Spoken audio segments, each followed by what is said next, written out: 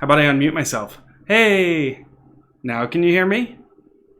Do I have to repeat everything I just said? Probably. Oh, hey, there we go. Excellent. Welcome to the one of the very first events for CPW this year, the COVID quarantine special. And I'm glad you guys could come to this one. This is one of my very first live streams that I've ever done, and I'm a little nervous, a little excited. Mostly just hoping you guys keep throwing me questions and I can just tell stories for an hour and a half and don't actually have to do a whole lot of thinking. Hello, everybody. So as you can see, I've got a fresh, brand new piece of fabric here, and I've got some black floss on my needle. And down in the bottom of my pattern over there, you'll see kind of a dashboard where we're going to be keeping track of my progress and where I'm at and how it's all going. And then as the pattern you can see is Tim the Beaver. And we're going to basically just spend some time stitching Tim the Beaver. I apologize for the long hair. My hair is normally about half this length, but I'm not allowed to go get a haircut or leave my house. So this is what you guys get. So here we go. We're going to start with 310, which is a black color. And we're going to get started. So we're going to actually start, if you check out my cursor on the pattern there, we're going to start up in the upper left, up near his left ear. And I've got the spot kind of marked out here. You always come from the back when you start. I should totally cut my own hair. You know, my wife has offered to cut my hair several times, and I'm not really going for the whole Chris Peterson totally bald thing. And I'm afraid that that's where I'd end up after about 2 or 3 failed attempts at doing a normal, respectable haircut. So I think we're gonna leave. I think we're gonna leave the haircut until after the quarantine is over. So this is the first half stitch that we're doing here. I don't know how many of you are familiar with cross stitching at all, but you normally stitch half stitches across a row, and then you come back and you finish them up as full stitches. And we're gonna just start by outlining Tim here. So we got the first half stitch there. And we're gonna be trapping the tail end of this fabric, or this floss on the back, and then we'll trim it just after another stitch or two. Oh my goodness. The chat moves so fast, I have no idea. I've never actually had to read and cross stitch at the same time. This is gonna be hilarious. Oh look, my wife is in the chat. That's lovely. And she called me a jerk face. So there you go. You guys get to watch marital bickering in real time. Everybody memorize her. Can Tim get a mohawk? I could on the fly add a mohawk to Tim. Maybe when we're all done on one of the last episodes, I can add a mohawk to Tim. How about that? So we're going to be doing 4 stitches across here. And then we're going to dive down for 2 stitches.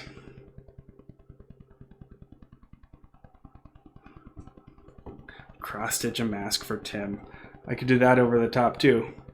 At the end, if everything goes well, at the very end, I can add a mohawk and a mask for Tim here. There we go. We'll trim that and clean that up. When did I start to cross stitch? I started to cross stitch just a few months after I graduated back in 2011. I'm not getting a mohawk. So I've been cross stitching for about 9 years. I picked up a kit from Barnes & Noble and taught myself how to do it from that, and realized it was like the perfect bachelor activity because it was dirt cheap, and it was something I could do while watching Netflix. And after that, it's basically history. Other people can see your comments. Oh yes, everyone can see everything. And now my wife wants me to have a mohawk. So that's good. Thank you everybody for that. And you know, the thing about mohawks, my wife has been giving our 1.5-year-old son mohawks in the shower for quite some time, so she's definitely in favor of the mohawk approach. Netflix shows have I been watching? let me think. Well, actually, I just watched Chernobyl. I know it's been out for a little while, and I know it's HBO. That's what I just finished watching. And then mostly I've been watching just a lot of stuff for my son who's very young. So a lot of Moana, a lot of Disney stuff, some Toy Story 4, things like that. Tim Mohawk, yeah. I majored in mechanical engineering. The joke I tell everybody, which no one has laughed at yet, is that you can't major in building cool stuff. So mechanical engineering was the closest I could get to that. And so I have a degree in mechanical engineering, course 2, for those that care about the numbers. Is your wife Binker Bob? Yes, my wife is Binker Bob. Yep, she's the wife. Yeah, Chernobyl's really good. I actually started watching Chernobyl when I was on the road. It was, I think, March 13th I was on the road. So just at the kickoff of the whole COVID thing, I was in Atlanta and I started watching Chernobyl. And I've seen a lot of parallels that were making me feel a little uncomfortable. And I managed to get back to Indiana from Atlanta right when everything started shutting down. So here's the thing about cross-stitching is it involves counting.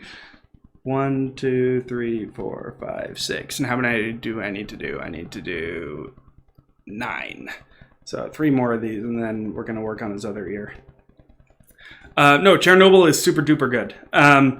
There's one episode where if you didn't like the beginning of John Wick, you would not like the beginning or this episode in Chernobyl. But other than that, no, it was wonderful. It was very good. Oh goodness, I got to get better at reading this chat.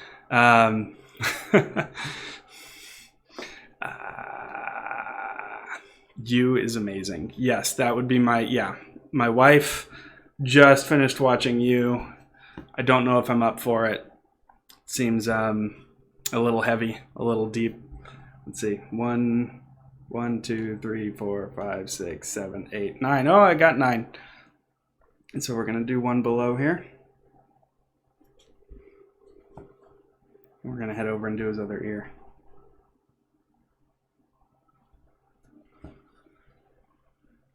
Uncouth opinions about MIT.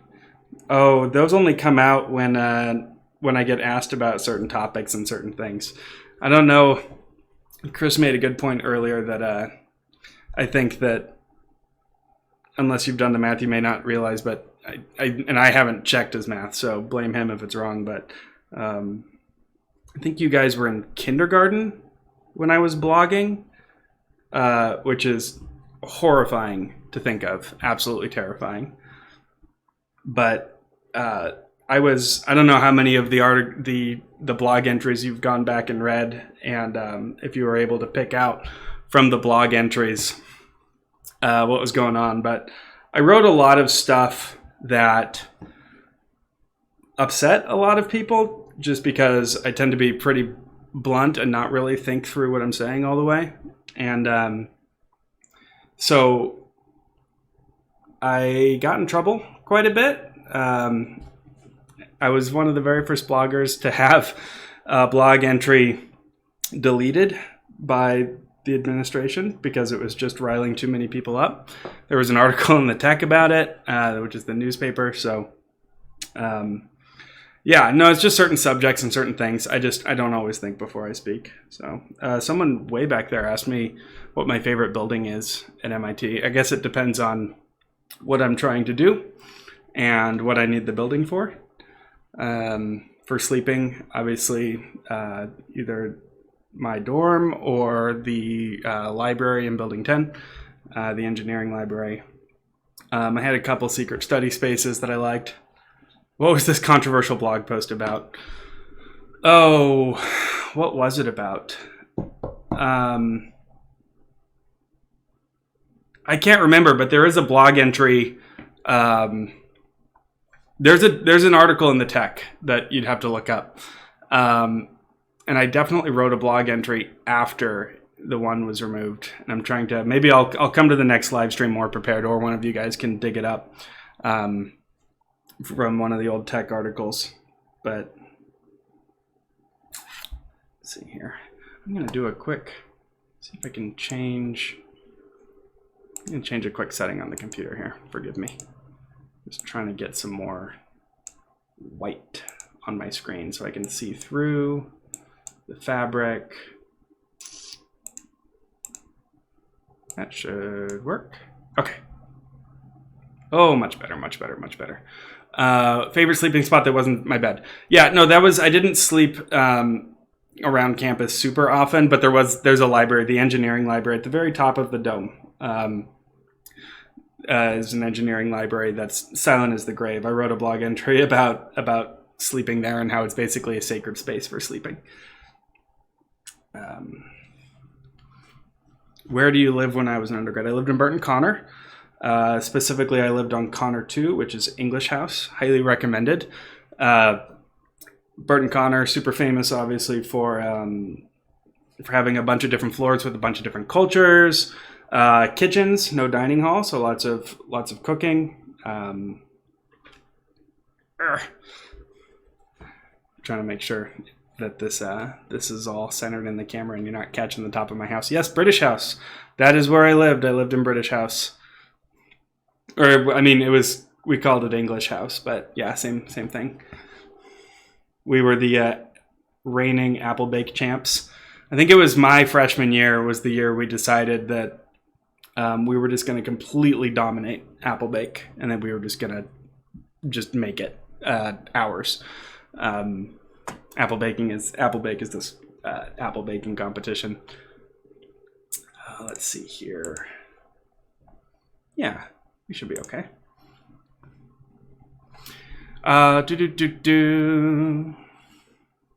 Yeah, Burton Connor, it's closing for refurb. It happens all the time.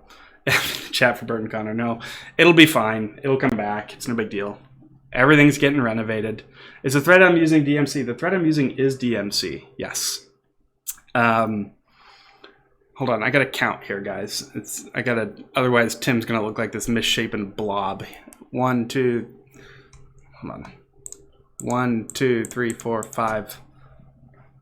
1, 2, 3. So this is stitch 4. So I got one more. Did I do any hacks? I'm not allowed to tell you about that. That's totally inappropriate. Hey, wife. Hey, wife. No telling secrets. Wife.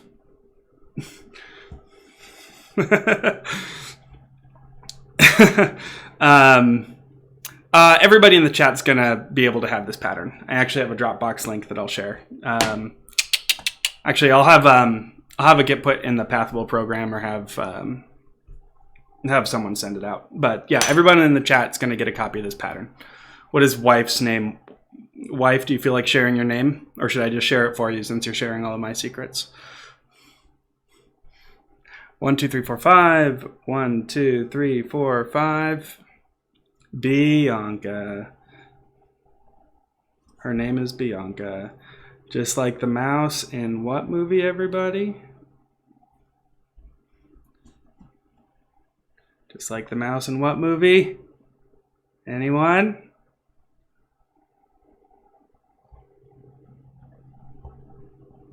Yes! Ashley wins. Ashley, I don't have any prizes to give out, but Ashley wins. The Rescuers. Am I too young for this? I think it's less that you're too young and more that I am just really old and cross-stitching and talking about movies that were old when I was born is really the only way I have to spend my evenings. So thank you for putting up with it.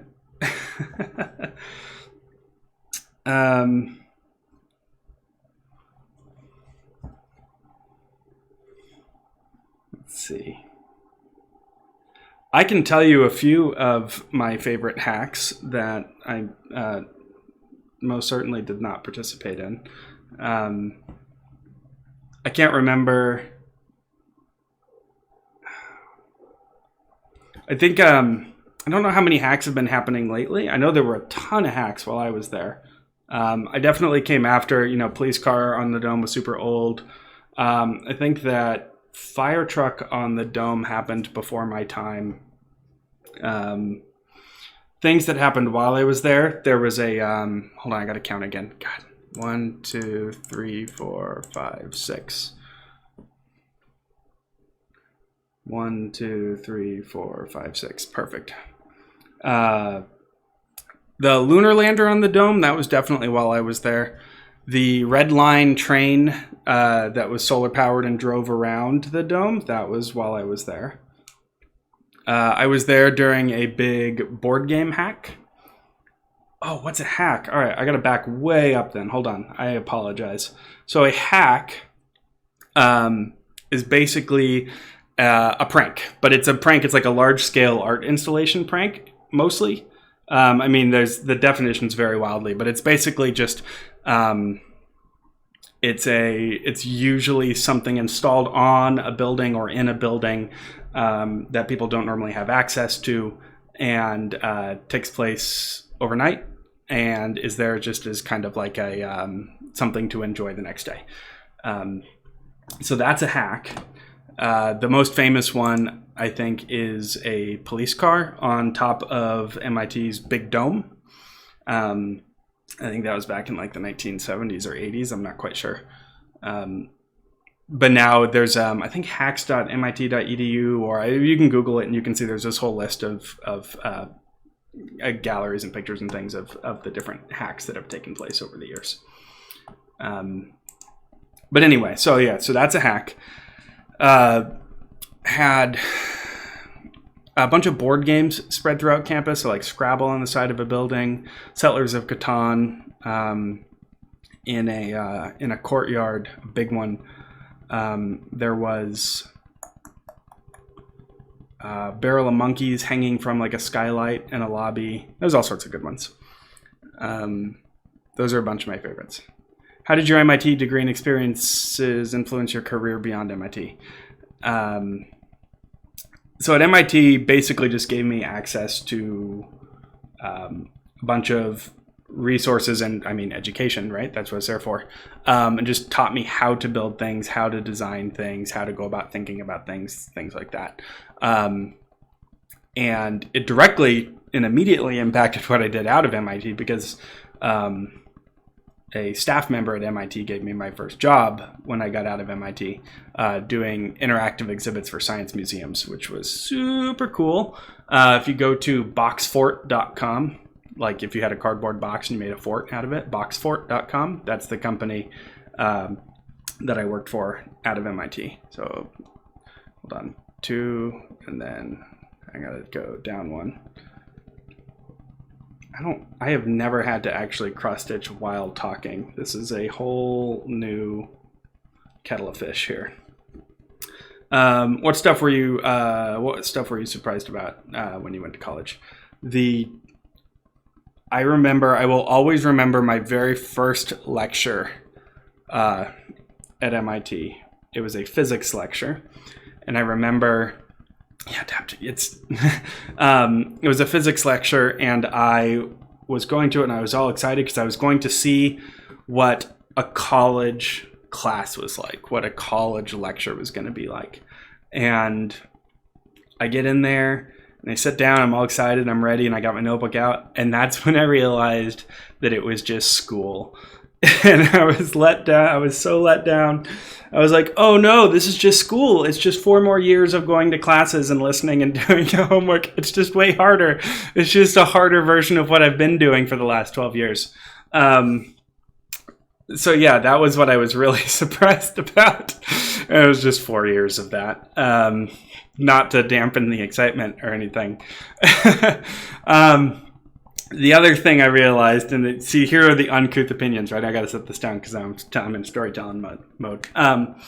There were times when it's like winter, and was it funner though? I mean, yeah, parts were fun, but class wasn't any more fun. Class was awful. It's class. So when it's winter and you're like 3 weeks away from finals and there's snow on the ground and you're sick and you have to go to class, I I had this moment where it's like, it's like a quarter-mile walk from the dorms over to campus, and it's snowing, and I'm miserable. And there's like all of these like fences and gates and temporary barriers and things up, and it was like, what's all this? What's going on? And it turns out that the Dalai Lama was visiting in order to give a presentation or a speech or something. And I just remember being so pissed because MIT was making all this money from all these people visiting and doing all this stuff to see the Dalai Lama. And it was basically all these people were going to get to go to all of their friends and tell them that they got to see the Dalai Lama at MIT. And it was like just, they were riding like the coattails of MIT and how prestigious it is. And I was walking to class just thinking, MIT is only prestigious because of the people who work here and attend this school who are dragging themselves to class in the snow in order to go fail an exam. And you get to show up and eat catered food and listen to the Dalai Lama. And it was just like, F you guys. I was just so upset. But that's the kind of thing at MIT. It's like, it's MIT. So they have all these fancy people come. I got to watch Obama speak while he was president, and the Dalai Lama. It's just, IHTFP moment. Exactly. All right.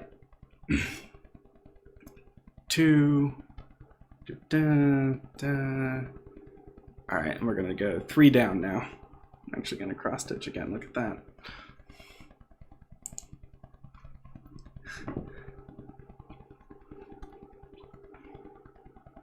Did he lie? Did who lie? Who lied? I didn't lie. Favorite spot to eat in Cambridge? Oh, this is not going... yeah, everyone's going to disagree. But I maintain that Anna's Taqueria in the Student Center is one of the best places to eat in Cambridge. And people can naysay that all day long. I ate there like every day, and it was the best. Go ahead, Cammie. You just think whatever it is you think about whatever it is you want to think about. I got Petey's backing. All right. Yeah, Anna's is it's a burrito place that it's divisive. Honestly, I didn't eat in Cambridge very much. If and when I did go out to eat, it was across the river in Boston. I actually didn't penetrate very deep into Cambridge hardly ever. Like ever, I didn't really go anywhere in Cambridge. But the Boston is just a walk across a bridge away. Yeah, Anna's is a chain, but it's a delicious chain. Okay, favorite place to eat in Boston. That's more fun. There's a pizza place called Regina's, which is delicious. It's one of those places that all the famous people go and eat. So their walls are just like covered in pictures of famous people. So yeah, good. And am I back on your good side, Cammie? Okay, so Regina's is delightful. And where else? There's a bunch of little places that I don't even know if they exist anymore. Oh, Poorhouse is good. John Harvard's is good.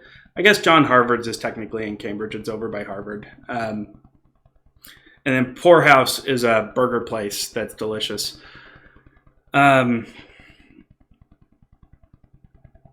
TD Garden. TD like the stadium? I mean, yes, people go there when they go to watch the Celtics play. I went there once, like indoors. No, I've been there a couple times. got to see the Celtics play the Lakers, and I saw a Lady Gaga concert there. Yeah, I mean, a lot of people still call it just the Garden. It's TD Bank North Garden. It's where the basketball teams play. What do I do now? Sorry, yeah, you asked that forever ago. Right now, I do this because I got laid off 2 weeks ago because I worked in an industry that just completely evaporated for COVID. So what I did do up until 2 weeks ago was work for a company that does, yeah, thanks, appreciate it. Work for a company that does trade show exhibits. So I don't know, hold on. Hey, I just did his cheek. Okay, I'll do it this way and then I'll go back one. Oh, that's okay. I'm actually kind of enjoying the break. It'll all be fine. But anyway, so trade shows. So, you know, convention center, all these companies have booths, and then the people from all across the country all come, all across the world. People all across the world come and stand in one building all together for 3 days and then disperse all across the world again. So it's an industry you can see why when there's a pandemic and everybody's being told to shelter in place and maintain a social distance, an industry that's completely centered around bringing tens of thousands of people into a very small space, shaking hands with everybody and then sending them out back out across the world just kind of fails. So anyway, so the entire industry just like evaporated overnight, and there basically are no trade shows. And there probably won't be for about a year. So everybody I know in the industry is just doing whatever they can. So anyway, so I'm taking some time. That is a lot of Fs. I don't need that much that much sympathy. It's okay. I appreciate it though. But yeah, no, I'm just taking some time, cross-stitching live, and just kind of relaxing and building stuff and enjoying not working. AP Latin gang be like, I can barely translate Caesar or Virgil, but at least I know how to say kill in 5 different ways. I don't get that, but I also only took like 3 AP classes, and Latin was certainly not one of them. And only one of those AP classes I got a 5 in. So I hope the other AP students understand that. Okay. Oh, no. Okay. Were you friends with any of your professors? I wasn't really. I know a lot of people are, like those who go on to do grad school typically have a relationship with the professor that they end up working with. I had professors that I liked, but none that I really, connected with on a personal level and spent any time with. How easy is it to connect with your profs? It is, right? If you're a people person and you're interested in that, it's no harder than connecting with anybody else, right? It's just, are they friendly? Are you friendly? Can you talk about, how do you keep the back of your cross-stitching so neat? 9 years of practice and an obsessive attention to detail. My mic is sitting on my desk. How loud is that? When I pound? Yeah, that's how much I care about how clean the back of my cross-stitch is. Do I have another one here that I can show you the back of? Hold on.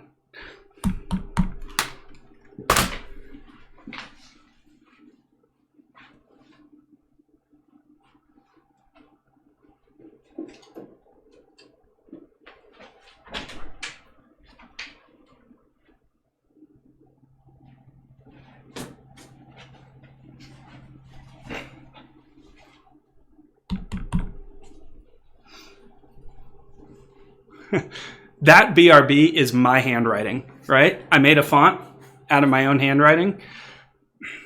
Okay. All right. I need the little preview so I can see if this is getting too blurry or is even close enough here. All right, here we go. Oh, let's see how close we can get. And I can't see the chat now, so this is... Do I go this way? Oh, this is so hard. This is not going to happen very often. Oh, there it is. Look at how gorgeous the back of that poop is.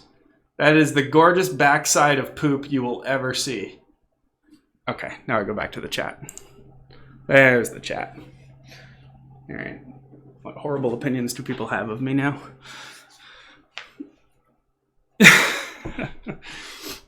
Okay. Now I can't pick up my needle because it's stuck to the table. Yeah, that was the back. That was the back. So here's the thing.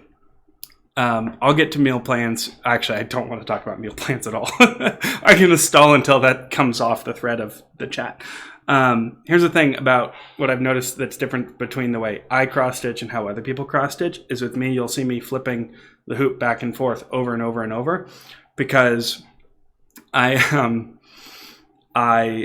care just as much about where I put the needle on the back of the cross stitch as I do when I bring it through the front. Whereas a lot of people will just randomly shove it through the back and just hope that it looks good. I cross stitch the back and the front, and I care about both of them looking good. Okay, meal plans.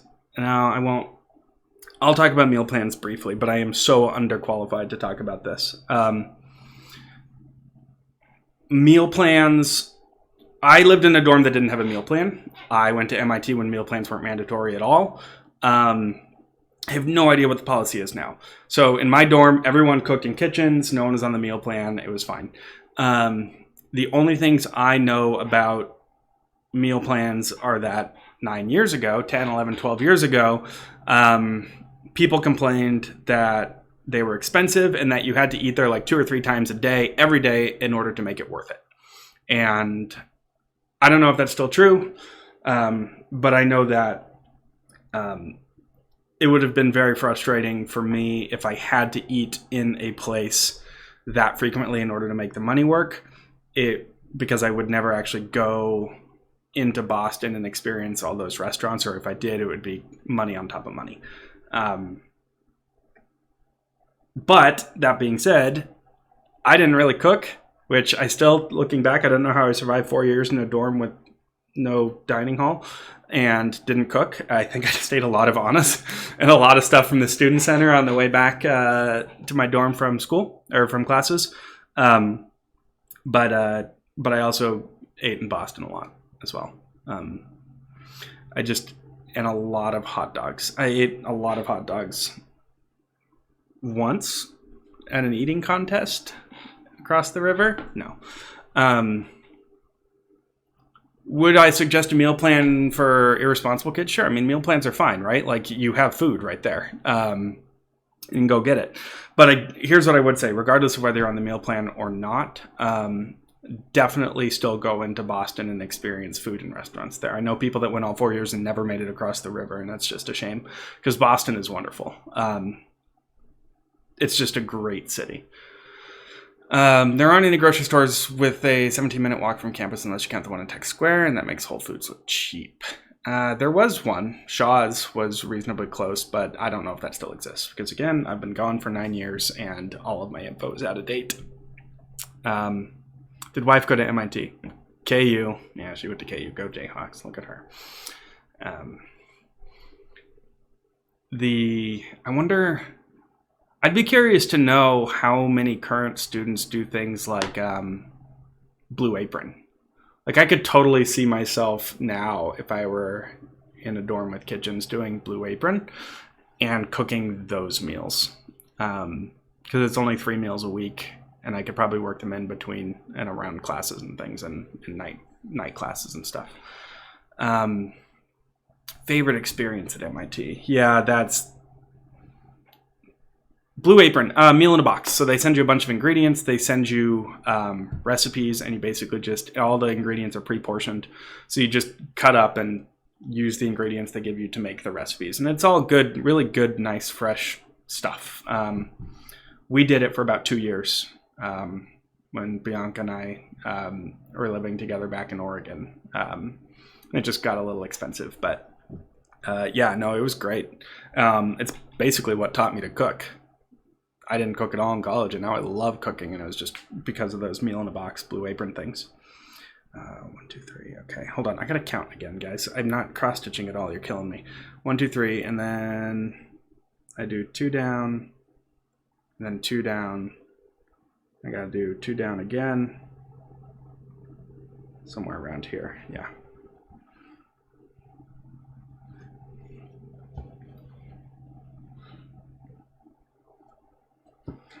Okay.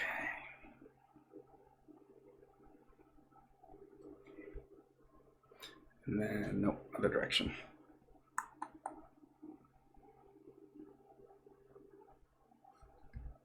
There we go. HelloFresh. Yes, that was the other one I was trying to think of. is HelloFresh, also very popular. I don't know. HelloFresh was, I think, just coming out when I started on Blue Apron, so it wasn't really an option. Blue Apron was like cutting edge. Clubs. What clubs did I do? I did Pistol.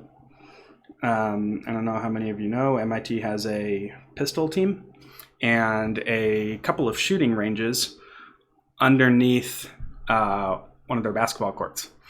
So I did Pistol for, I think, 3 years, maybe all 4 years. Got pretty good at it. Easy to find time for clubs. I'm going to answer that. 1, 2, 3. 1, 2, 3, and then one over. Okay, we're on his shoulder now. Maybe I'll go back up. Was it easy to find time for clubs? Yes, it was easy to find time for clubs because unless something has changed, and I doubt they would change this, clubs have a reserved block of time during the day that nothing else is allowed to do, specifically sports. So, I say clubs, I mean sports, including club sports. Things like MITSO, like MIT Symphony Orchestra and the wind ensemble and things, they're clubs, but they don't really eat into that time, I don't think. Maybe they do. But from, I believe it's a 2-hour chunk, I think 6 to 8, maybe 5 to 7. I think it was 5 to 7. Just nothing else can be there. It's only sports. It's reserved time for sports, which is nice. And it gives you a chance to eat dinner and take a break.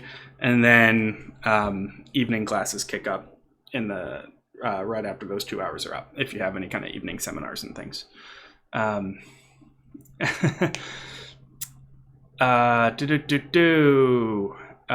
it was hard to find time for was things that weren't like sanctioned clubs. Like, this was my biggest complaint about MIT, and I've mentioned this to admissions a couple times. I don't know if I ever wrote it in a blog, but you write all these amazing hobbies and things that you have in order to get into MIT.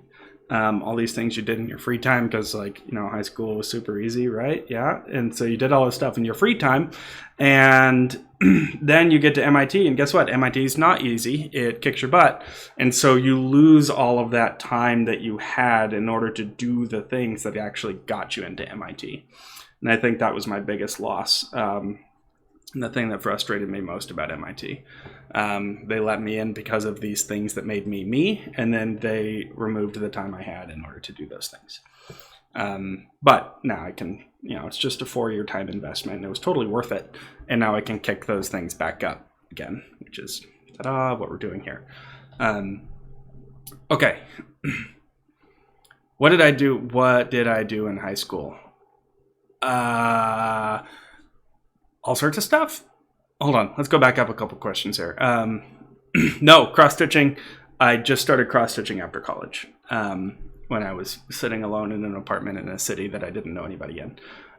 Did I become a pirate? I did not become a pirate. I didn't do fencing. I did learn to sail, but I never did fencing. Yeah, that's okay, though. Biggest, most important piece of advice you have for freshmen? I would say put yourself out there a lot and step outside of your comfort zone at the very beginning. Do a lot of things that you're potentially uncomfortable with. Nothing dangerous, obviously, but really give yourself a chance to experience everything at least once and then decide whether you like it or not. Introduce yourself to people, go to parties even if you've never been to a party before, visit fraternities and sororities even if you don't think you're going to be interested in it. It's going to be incredibly difficult and painful and awful, but you need to do it. And then once you've done it for 3 or 4 weeks, then you've got 4 years to slip right back inside your comfort zone. But unless you try it, you're just going to miss out on a lot. I know a lot of people that just didn't try anything different than what they normally did in high school, and they just stayed in their dorms the whole time, and they just missed MIT. They got classwork, right? They got schoolwork that they could do online or at any other school, and they missed out on all of the cultural aspects of MIT and all the connections and all the people and all the experiences. So that's the biggest piece of advice, is really just make yourself uncomfortable for the first several weeks and really experience all the different aspects, and then decide what path to go. Okay. Favorite no credit class that I've ever taken. I didn't take classes for no credit. Are you kidding? No way. If I was doing work, I was getting credit for that stupid class. I don't even know if no credit classes exist. That sounds awful. No. Sleep schedule was fine. Oh, IAP stuff. You get credit for that. No, I did robots for 2 of my IAPs, definitely. One was Lego robots, and then one was much more fancy. It was like actually built with, this was back, were you guys even alive? Did you guys know about netbooks? Or did you guys just totally miss netbooks?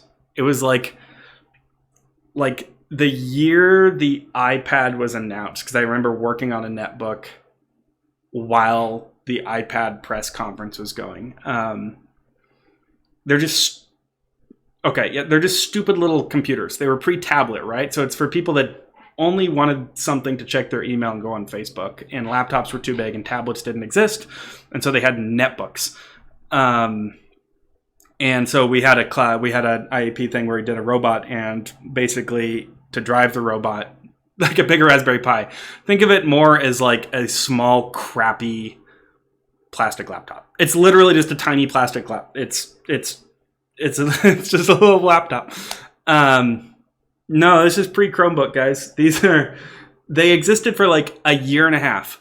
In like 2009 or something. Anyway, we just Velcroed the netbook to the top of a robot and we programmed it in Linux. I didn't actually program anything. I just helped build it. And so yeah, anyway, robots. I built lots of robots at MIT, mechanical engineering, right? You were 7. So maybe you had a notebook. It'd be perfect for your little 7-year-old hands. I didn't do glass blowing. I have some friends that did glass blowing. They loved glass blowing. I just, there's only so much time in a day. How many stitches are on his shoulder? Are there? Okay, one more. Okay. It's like a Chromebook. It's just not a Chromebook. Okay. Glass blowing, super, super cool. Buddy of mine did Taekwondo. I never did ballroom, but I had a person who lived on my floor that did ballroom. She was very, very good at it. I didn't do... We did like intramural dodgeball as a hall or as a floor, but pistol was mostly what I did. That filled my sports window. And then blogging, obviously. I was a blogger, and I don't know if you can tell, but I was cranking out an entry like every 2 days. So I spent a lot of time just writing and editing and finding content to write about and exploring, going into Boston, things like that. Is there something I found interesting for the first time when exploring as a freshman? Oh gosh, that was like 12, 13 years ago. I liked just going and trying to I liked how much of the campus was unlocked. Labs are locked, like specific labs, but the vast majority of campus is not locked. And so we would just go around and just try to open doors and just explore. It's huge. It's an amazingly large campus and it's wonderful.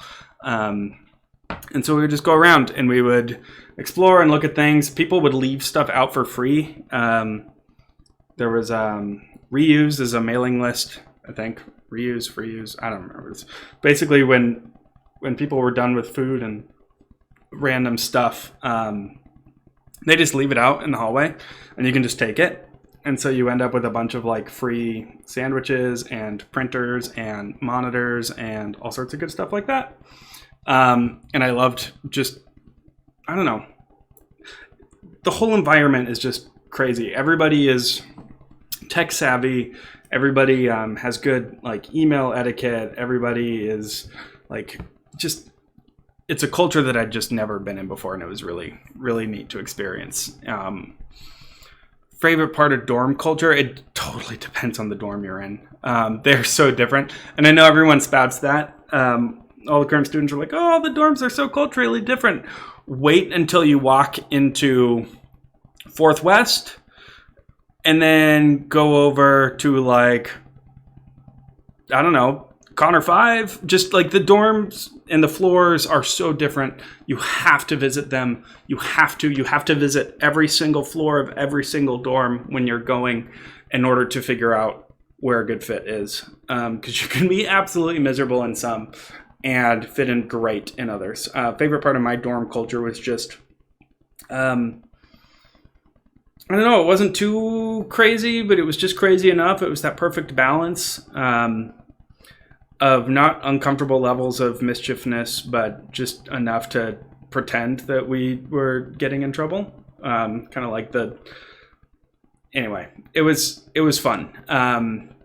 We were just up to all sorts of random shit.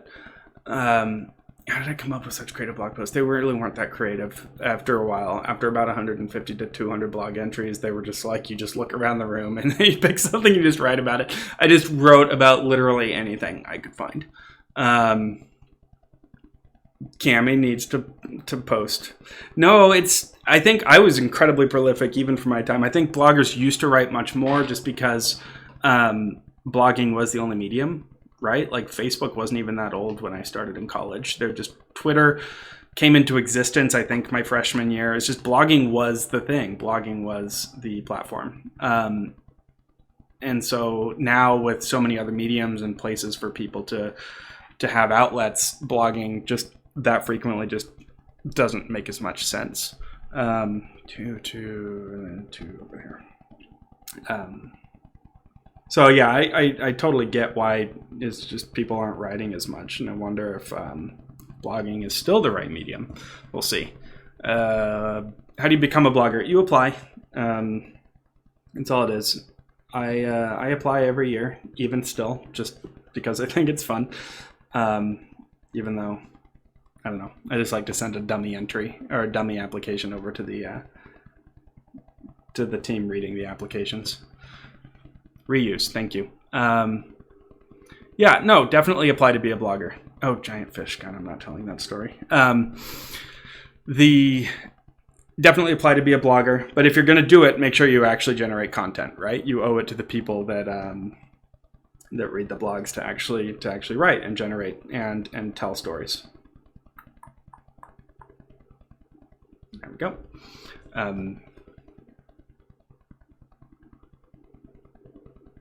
What's a UB post? I don't know what a UB post is. If you tell me. Content, the currency of, yeah.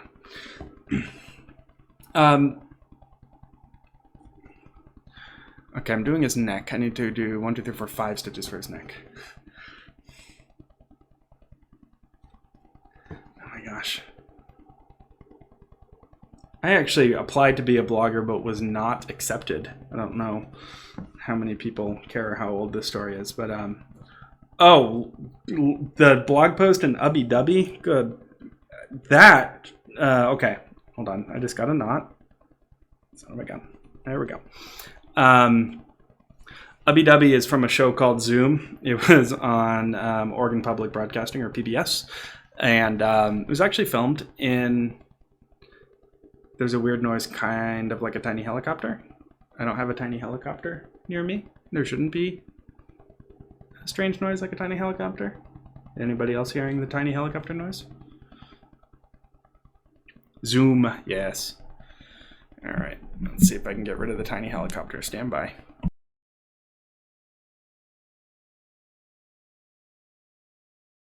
I mean, it's my computer's fan, right? So there's my computer has a fan, and unless I just allow my computer to melt into slag, I'm not going to be able to get rid of it. I can try to filter it out for the next stream, though. I can do some testing and try to get rid of it. But for now, you guys are going to just have to put up with the tiny helicopter, or just leave and spare yourself from my ramblings. Follow your dreams, Snively. Yeah, I'm actually in the whole dream department. It's actually going pretty well. What's that? Oh, I'm about to get a lecture from Bianca. What's the hashtag? No. 2, 3, 4. I think you should replace the fan with an industrial blower. Yeah, no, I could do that. I actually have 2 in my attic. For our wedding, we had, I don't know if I ever posted pictures of that on the blogs. I should do that. So for our wedding, we got married back in 2017. and we had, you guys know those crazy, wacky, wavy, inflatable arm flailing tube men like you see in front of used car dealerships, or I don't know, pizza places, or I don't know, whoever happens to buy one of those wacky, wavy tube people. The X Games, I think they have them, if the X Games are still a thing. I just don't watch TV anymore. I feel so old. I don't know about anything that exists anymore. But anyway, at our wedding, we had 2 wacky, wavy tube people that we had custom printed in order to match our outfits. So one was custom printed to match Bianca's wedding dress, and one was custom printed in order to match my suit. And so we had them at the wedding, and we have a bunch of great pictures and GIFs of us dancing alongside of them. But back to high strength industrial blowers, I have 2 of them from the wacky wavy people sitting up in my crawl space of my attic that I could drag down here and just completely drown everything in large industrial wacky wavy fans. There's great pictures of it all over the internet, and actually for a while, if you were, and might still be, if you've got an iPhone and you go to send a text message and you insert a GIF and you search for the word wedding, so you go iMessage, GIF, wedding, GIF or GIF. It all depends on how many people I want to piss off in any given day. I'm doing GIF for now, but I'll switch to GIF later. That way we have equal opportunity pissing offing. Anyway, iPhone, iMessage, wedding, or GIF wedding. Oh God, please not here. No. Someone ask a different question. No, I don't want to do this here. 224, 22. All right, we're doing 4. You'll actually see one of the recommended animations is our wedding. I don't know how it got picked up, but you can insert our wedding into your iMessage text messages to people. Maybe if my wife would be so kind, she could dig up a link to it or post it in the chat. Do you think she would? I don't know. Maybe.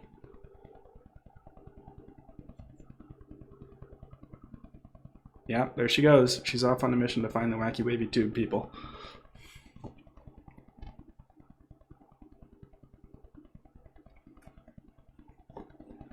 Oh, is it still? Is it still in the iPhone chat? That's amazing. I love it. I would have thought that it'd be cycled out by now.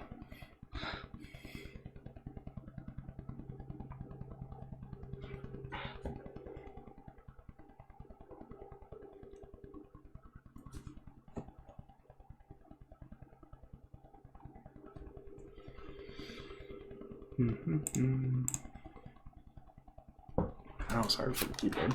That's no fun. Let's get rid of that.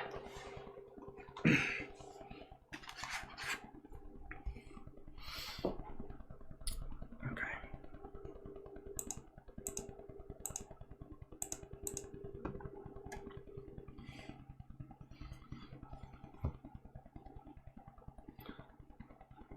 Android noises. I know, that was the biggest. I was so excited that it was there, and then I have an Android, and so I can't actually show it to people. I have to find people with iPhones and then make them show themselves. Why did I choose MIT? Okay, so here's the story. That's a good stopping point just for a half second. My parents asked a very unrealistic and rude question of me when I was, I think, in 3rd grade.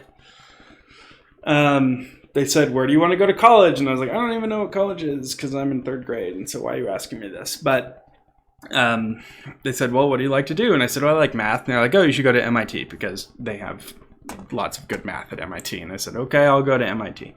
So that put the bug in my head back in 3rd grade. And so I always kind of knew about MIT. I'd heard of MIT. As I was going up through school, it was always kind of the back in my head, just kind of jokingly where I was going to go.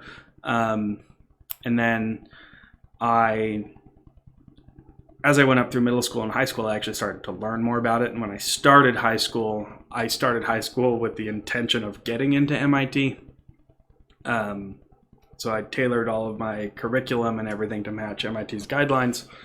Part of it, actually a lot of it was just, it was the culture, it was the attitude, it was the atmosphere. It wasn't stuffy, it was kind of quirky. I loved the hacks. I loved on the admissions website, and among all of its stats, it had stupid, weird little stats, like how many blackbirds were living in Killian Court, right alongside like the admit ratio of men to women. It was just weird and kind of quirky and fun, and it didn't seem too proud of itself. So I applied to a lot of other colleges that just didn't seem like good fits. And then ultimately I chose MIT because it was the only undergrad school that I got into, because I got in early action and didn't end up finishing any of the applications to any of the other schools. Because MIT was where I wanted to go, and it had been what I was aiming for the whole time. And yes, I am wearing a Portal shirt. The back of it is orange. Obviously. Yeah, see? There it is. If I lean back, can you see it? There it is. Okay. Someone way back when, who may or may not still be on the stream or on the chat, asked whether the entire room I'm in is green. No, the room I'm in is not green, but there is a lot of green in the room that I'm in.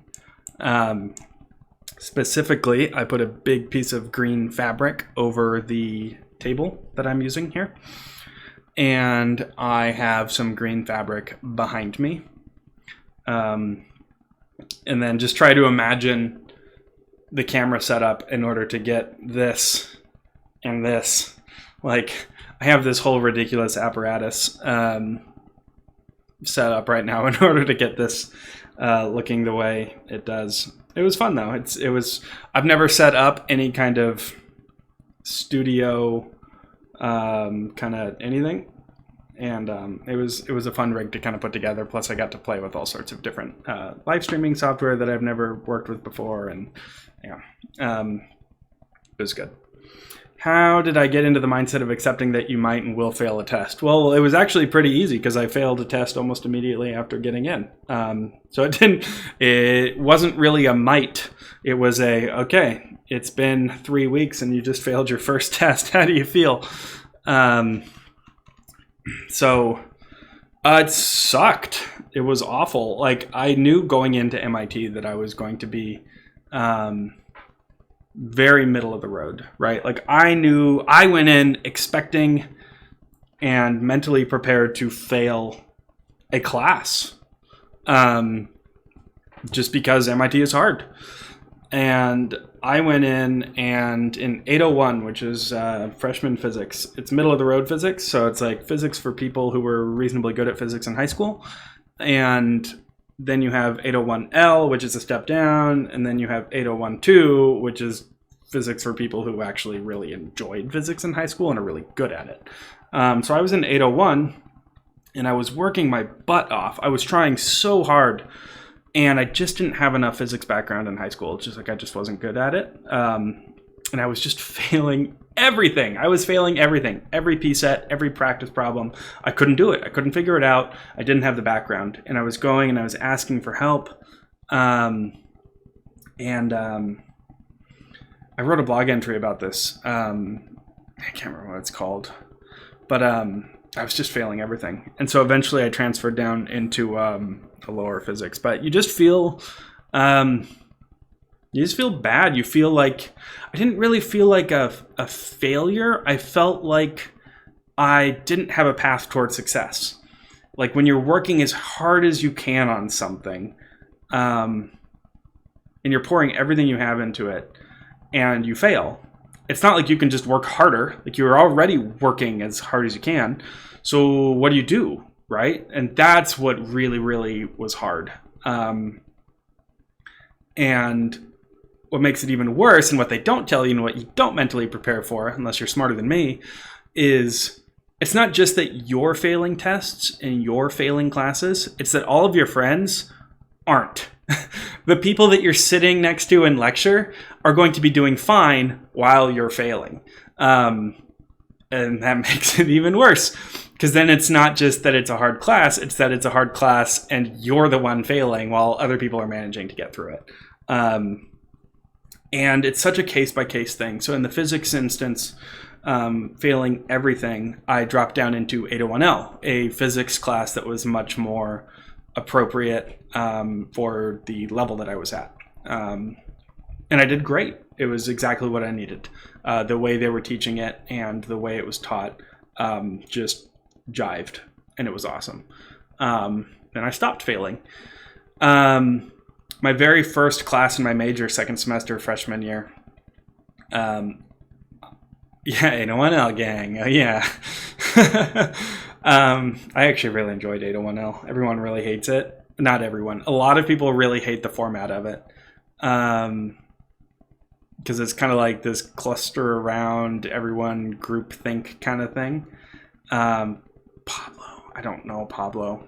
No, I mean, this was like in 2007. But yeah, no, a lot of, it's very, you work in teams and you brainstorm and you think and you work together in 801L. And that's just what I needed. So second semester freshman year, I took my first class in my major. First test, just walked out of that test, and I walked into the student center and I had this super big adrenaline rush, and I was just like, that was my first test where it's like, there were only like 5 questions and I didn't get an answer for any of the questions. I walked out of that test with nothing but work and no answers. And I was like, I failed. I just failed a test. I felt awful. Even ran into Matt McGann, who doesn't work at MIT admissions anymore, but Matt was like big MIT admissions head honcho guy back then. And he was like, take a deep breath, calm down. It'll be fine. You didn't do as bad as you thought. It's plenty more tests in the future. And then it turns out that once you get into your major and you start taking classes in your major, I mean, at least in mechanical engineering, partial credit is your friend. Partial credit is the best because mechanical engineering is hard and you don't always get to an answer at the end.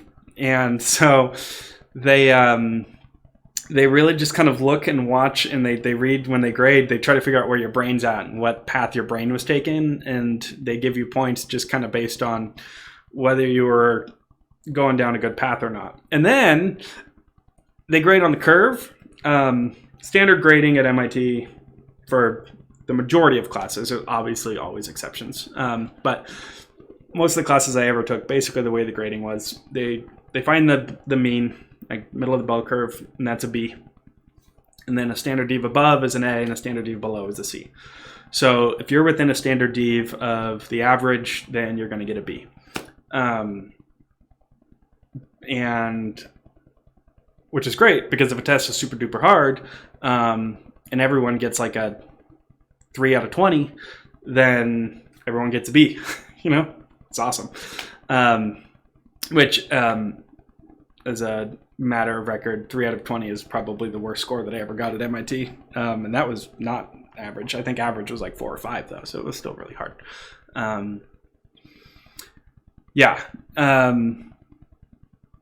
Did you ever consider transferring out? No, I didn't. I didn't ever consider transferring out. It was hard, but it was manageable, right? The only time it ever got unmanageable was that freshman year physics thing.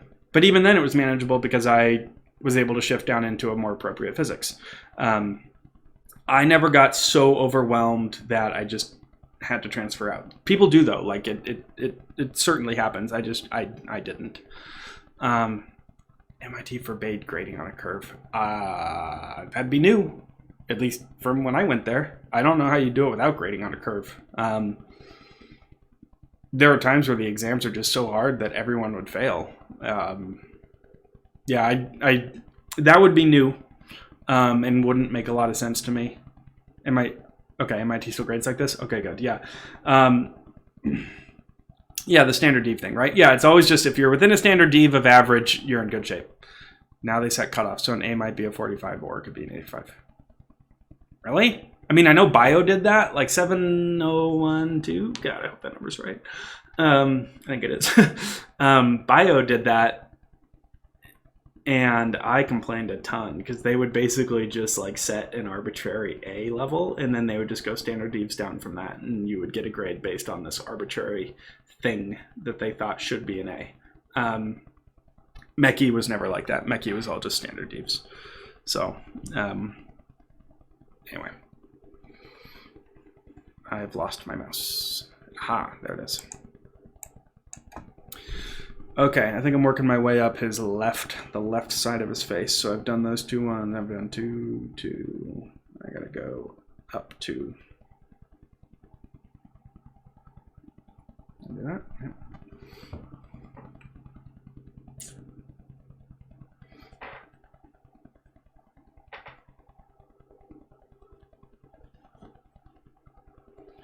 I think I actually escaped MIT without failing a single class. I got 2 C's during my time there, and then the rest was a pretty even split between A's and B's, which was actually I was actually pretty happy with.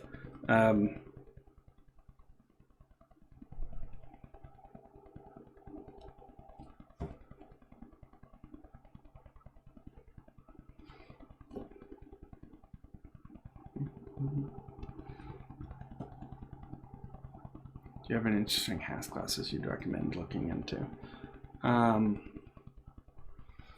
I really enjoyed literature classes, which really surprised me because I hated literature in high school. I really just did not like it because it seemed that everything was just very arbitrary, like all the allusions and the connections and the references and things all just seemed very made up and arbitrary and just stupid. I never believed that the author actually meant what my teachers were saying they meant. But then I got into taking literature classes at a college level. Was awesome, especially, and I hope he's still teaching there. Mood. Yeah, I can change it. Watch. I can do this. Oh, wait. I can do that. Is that? Okay. I don't actually know what mood that is. I can do this one. I'm getting a little tired. It's past my bedtime because I'm old. No, literature classes. I had a lot with a professor called Professor Bizard. Bizard, B-U-Z-A-R-D. B-U-Z-A-R-D. And I took 2 or 3 classes from him. He was the kind of professor where, so I love reading, and he ran good classes. He knew exactly where he wanted the seminar to go, and he knew exactly what connection he wanted everyone to make, but he was the king at poking and prodding and guiding us through it and making us feel like we got there, even though he knew where we were going the whole time. He was brilliant and could take anything that you said that was just totally wrong and make it right and tie it back into the literature. And I loved reading, and I loved these connections. Oh, good. I'm glad he still works there. He's great. The problem is when you're reading,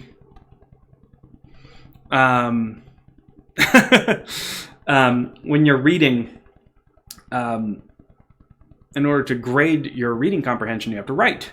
And I'm terrible at writing, which is ironic because of the blogs, but like writing for blogs is very different than writing like literary analysis. I would get terrible grades on my papers in his class. I had terrible grades.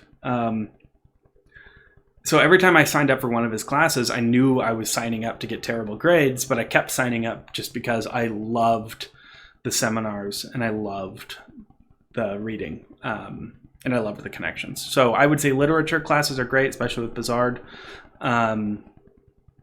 Were there any non-technical writing courses that you enjoyed?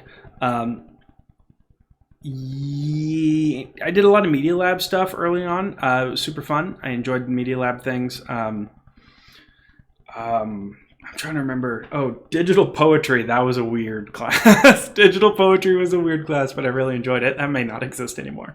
Where you basically just make random like videos and software and just digital things as a form of art and expression. That was great. Then I took some other stuff in the Media Lab. Check out Has Expo. Oh, good. Hey, look at bye, Cami. Yeah, Trinidad, for those of you who need, Trinidad actually is CPW guru. I just show up and talk. Trinidad actually knows what's going on, so direct any like CPW mission critical questions to them. Okay. Book. Oh, hold on. There was a lot of comments. Hold on. I just got lost. Something every pre-frosh should know. MIT is hard, and you're going to have to work harder than you've ever worked, and don't wait until the night before in order to do stuff. Also know when you should be pulling an all-nighter versus when you should have taken a nap beforehand to charge up. Every pre-frosh should learn how to find their own way to time manage and learn their own body and know how much sleep they need and when they should get it and how it works. Really calibrate, know how caffeine affects you, know how, just know learn what you're capable of and how to stay productive. Did I have a favorite math class? I liked 1802, multivariate calculus. Taught by, oh no, what was his name? It was great. I don't remember. He was French. I can't remember his name, but he was great. And it was actually filmed for CPW, or not CPW, MIT OpenCourseWare. So if you look for multivariable calculus 1802 in first semester of 2007, yes, 2007. I asked so many questions in that class. You can hear me like on every single lecture video multiple times asking questions in front of the whole lecture.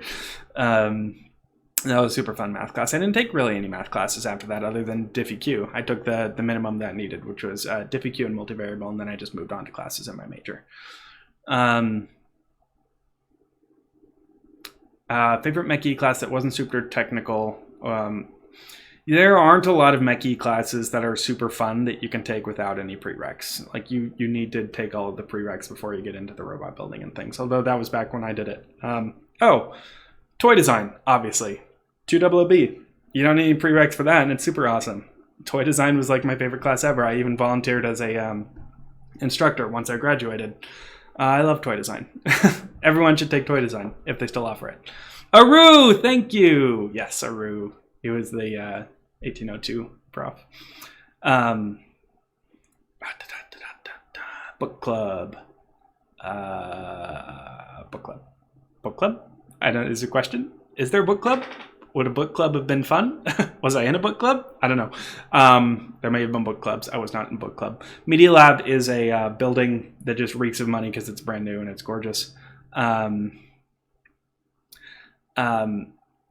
The Media Lab does all sorts of fun, weird little like media. It's like media-based research and design and things like that. So you have like tangible objects and video and it's just, look it up. It's really neat. The stuff that comes out of the Media Lab is really awesome. Rock Band was born out of a group in the Media Lab, like Xbox Rock Band, things like that. Tea or coffee all day long. I drink like 12 cups of coffee a day. Like no joke. I drink an embarrassing amount of coffee. I am going to leave the Media Lab thing alone. That was after I was gone, and I am not nearly well read into it. Glad that toy design is still a thing.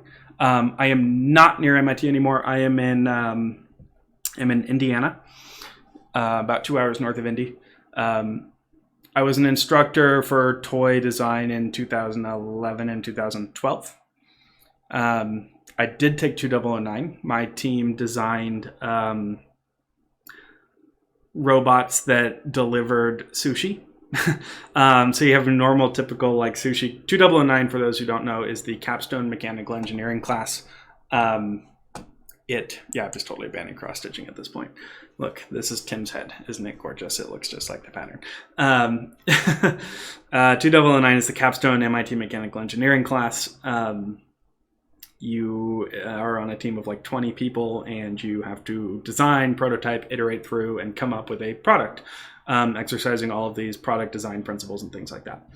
So it's a design class, an engineering class, a fabrication class, things like that.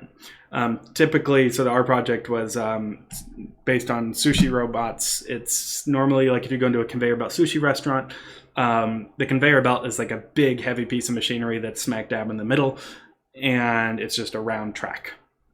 And we wanted to come up with a way that for a lower capital investment, restaurants could have the same sort of experience, and we did it with little autonomous robots that were just line following robots, but with long battery life and super durable, very durable, and cleanable and all that jazz. So they would basically, like, you would just build this track in your restaurant with a black line, and then robots would just drive around the restaurant and deliver sushi to you. So that's what we did.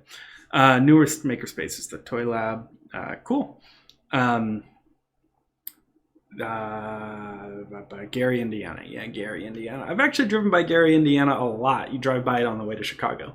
You don't actually drive into Gary. You drive like on an overpass nice and high above Gary, so you can just look down into Gary, and you don't ever actually have to go into Gary because you don't want to go into Gary. Any regrets about what classes you took and didn't take, or your major? I don't regret my major at all. I didn't have enough time to do any more than what was in my major, but if I could do MIT again, in addition to what I've already done, I would definitely do some software stuff. Like, I would like to learn more about programming and coding. Everything I've learned is just kind of self-taught, just stuff that I needed. I would love to actually get some kind of formal education and training in programming. But no, I don't really regret any of the classes I took or didn't take. I was, if I didn't like a class and I didn't need it, I dropped it. Like, I was not afraid to drop classes and get rid of them. MIT, hopefully it's still true, they have a really late drop date. So even if a class is just not going well, you can drop it almost 2/3 of the way through the semester and just scratch it and try again later. Movie Klaus. I don't know the movie Klaus. I do know that like toy design was probably the class that had like the longest lasting impact on me. I mean, I worked at Hasbro. After doing toy design, I attended toy fairs. It's kind of partially what got me into the trade show business. Toy design is a wonderful class. Highly recommended. I wonder if... All right, I got 13 minutes left. I'm gonna see if I can make it up. So I did his cheek, and then I did two. All right. So we'll do 2 up here.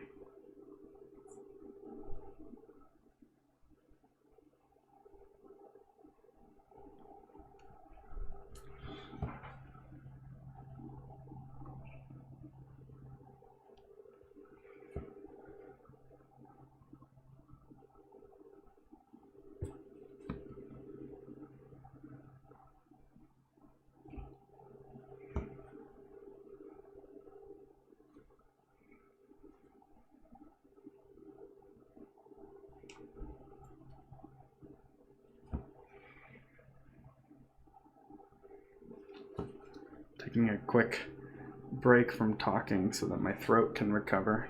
Next one of these, I'm definitely bringing a bottle of water.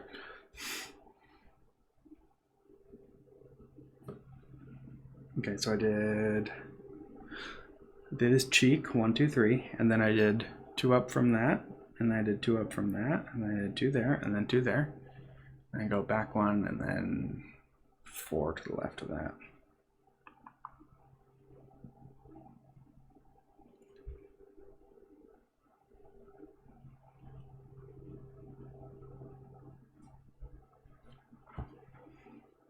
No, thank you. No, I'm fine for another 11 minutes.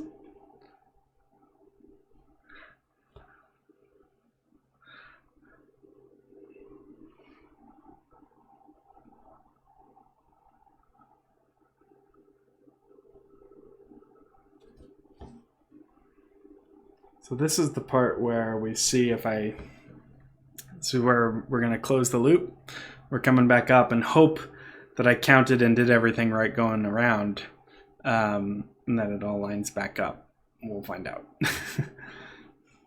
All right, started that, and there's going to be 4 of those.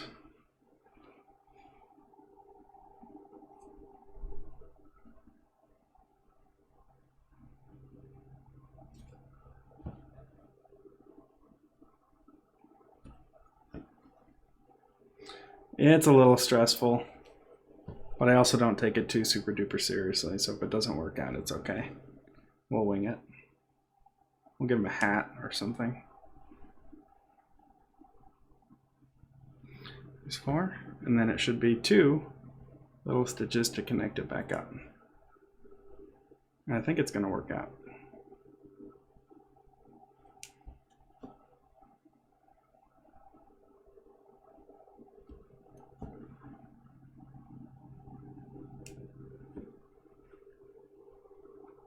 It did.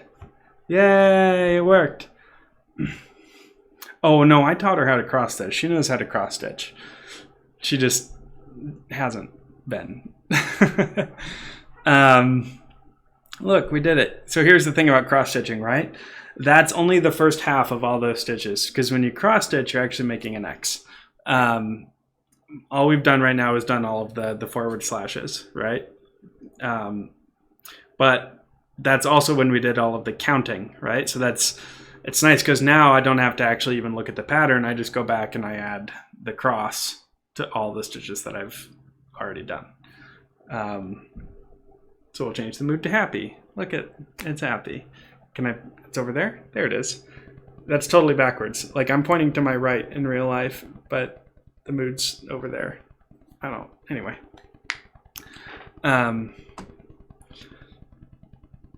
Yeah. Oh, that's totally how you do it. You basically you do whole rows or whole shapes with just a half stitch, and then you come back by afterwards, and your stitches are going to look way more even if you come back and you finish them all later, because you'll maintain a much more even tension, and you won't be pulling all the little holes open in the fabric. So no, definitely do it this way. Yes, I am using OBS. For one of the first times. I played with Streamlabs OBS for a while, and I'm back to normal OBS. And I have a Stream Deck, which is helping me. I wonder if I can hold this up. This is my USB cable long enough? I got this little guy. Can I almost, or I can put it here. I have this guy. This is how I pick my moods. So I can do this, oh no, or this guy, right?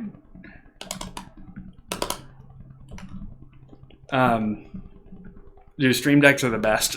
I use this thing for everything. This and there's a program called Auto Hotkey. So for those who, Stream Deck is basically, it's just a bunch of like physical tactile buttons, but with little screens behind each one.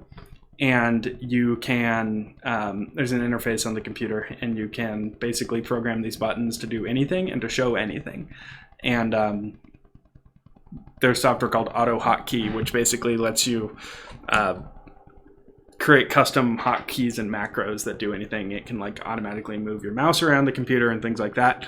So between Auto Hotkey, the Stream Deck, and then I point this way, right? Yes, I point this way. All those stats and everything underneath the pattern, that's all Excel, which hopefully should be reasonably obvious because I don't actually know how to program GUIs. But I have like some super ridiculous macros and things going on in Excel that are tied to the buttons on the Stream Deck that update.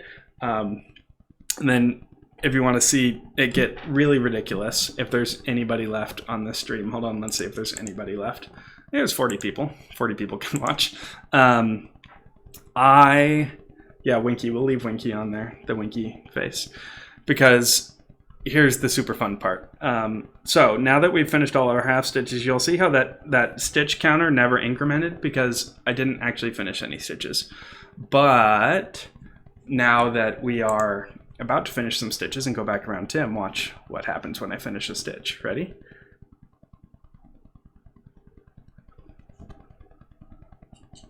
Hey, look it went up.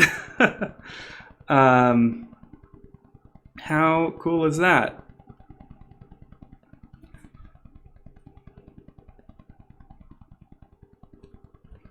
Two points to whoever figures out how I did that.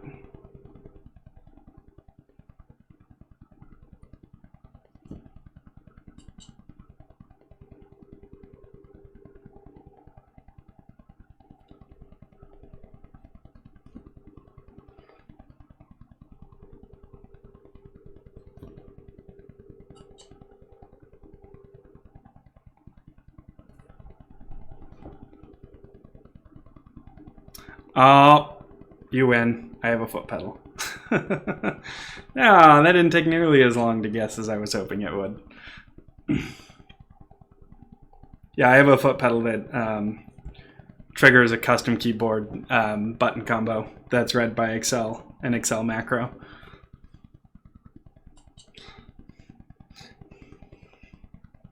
No, I wouldn't make her sit here and push a button, nor would she at all. There's no way. I'm lucky enough that she lets me do this. Yeah. She also had to put the baby down tonight because I had to run off and figure out how to get this to stream on YouTube instead of Discord. Yes, I did design Tim. Sorry. I design all my own patterns, and Tim is a custom creation. And yeah, he's mine. Can't wait to redeem your 2 points. Yeah, this is like, whose line is it anyway? I'm pretty sure there's like no actual value to those points. I mean, maybe there is. I don't know. I could come up with something, I'm sure. So the cool thing about cross-stitching, put the baby down. Yeah, let me rephrase.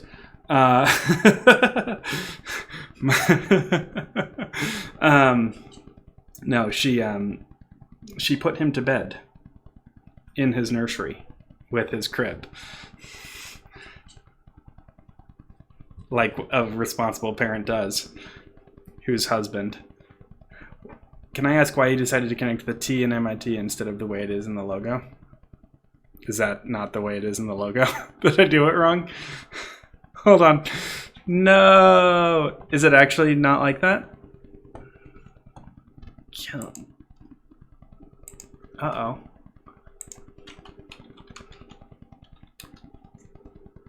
Son of a gun.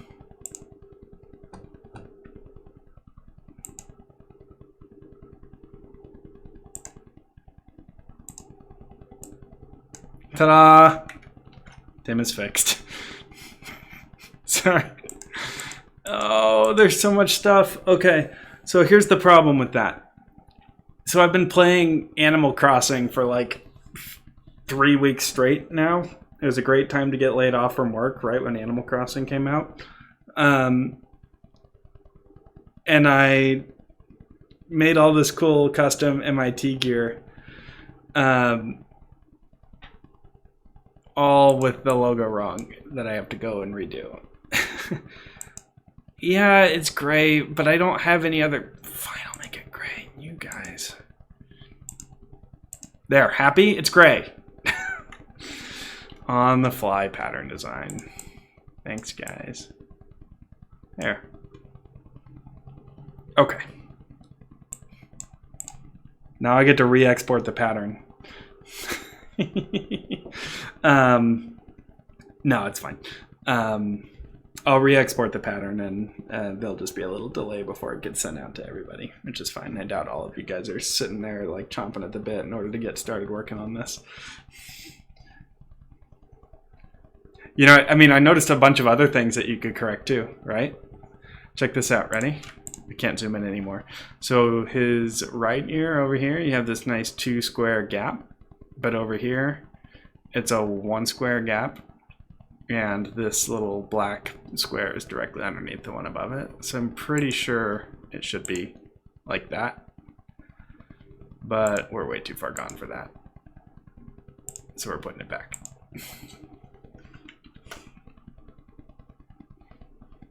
Anyway.